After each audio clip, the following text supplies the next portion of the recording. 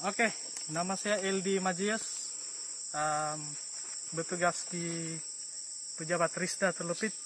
Saya akan ambil alih untuk bahagian bagaimana kita meletakkan kita punya mangkuk spring dengan kedudukan kita punya sudu itu. Untuk kedudukan sudu kita ambil daripada kedudukan 150 cm itu, kita akan ukur ke bawah sehingga 20 cm. Kita akan tandakan 20 cm. Ini adalah kedudukan sudu. Kemudian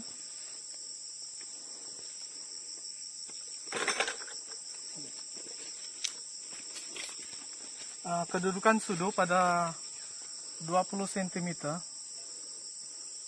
Kita letakkan kedudukan sudu.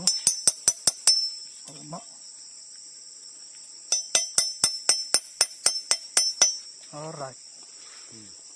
Seterusnya kita mengambil 20 cm lagi, turun ke bawah.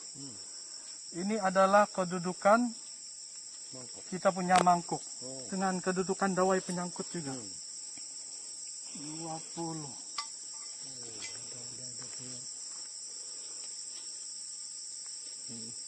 Nampak mudah, tapi bingung juga. Ini 20. Inilah kedudukan kita punya dawai penyangkut.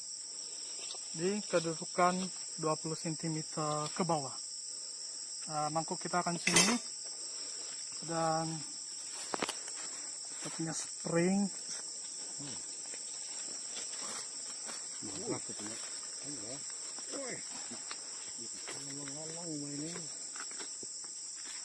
Wih, nanda sampai terlampau besar kita punya pokok. Mau sambung loh. Allah. Mati. Iya. Coba ambil kan.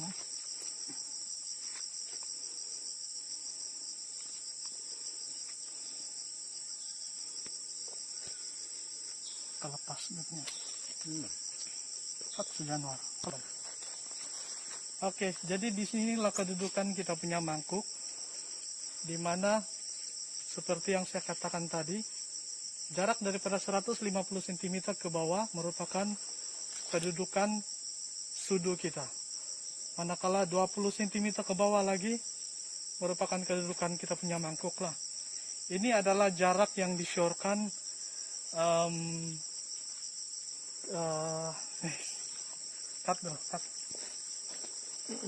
jarak 20 cm ke bawah pada kedudukan sudu, dan 20 cm ke bawah lagi adalah jarak kedudukan mangkuk kita. Ini adalah jarak yang disyorkan oleh Lembaga Getah Malaysia lah. Tiga. Oke, saya akan terangkan kenapa kedudukan panel torehan dia bergerak daripada kiri ke kanan. Kenapa kita tidak menoreh daripada kanan ke kiri? Ada satu info ataupun fakta sains lah yang diterangkan oleh Lembaga Getah Malaysia, bahwa sebenarnya kedudukan urat pokok getah ini ada urat dia, sama juga dengan kita punya badan lah, ada urat kita di dalam badan. Jadi maksudnya dalam pokok getah ini kedudukan urat adalah daripada kanan ke kiri. Kedudukan urat di dalam bahagian getah ini. Jadi itulah kenapa kita menoreh daripada kiri ke kanan, supaya kita dapat memutuskan semua urat ataupun sebanyak mana urat yang kita boleh putuskan kalau kita menoreh daripada kiri ke kanan.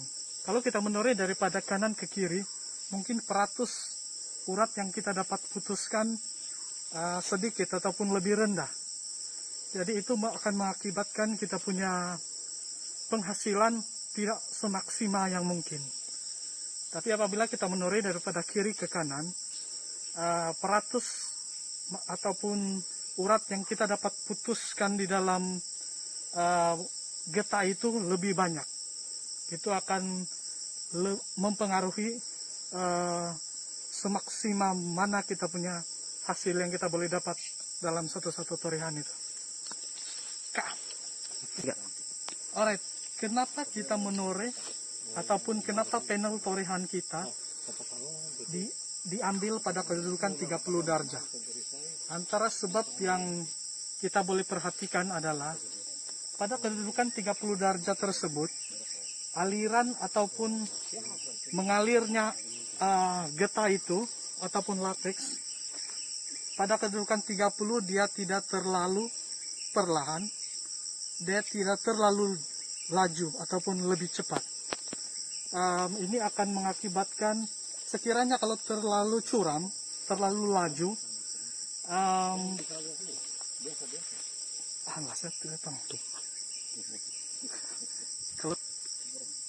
kenapa kita tidak boleh menore ataupun meletakkan panel torehan kita terlalu curam?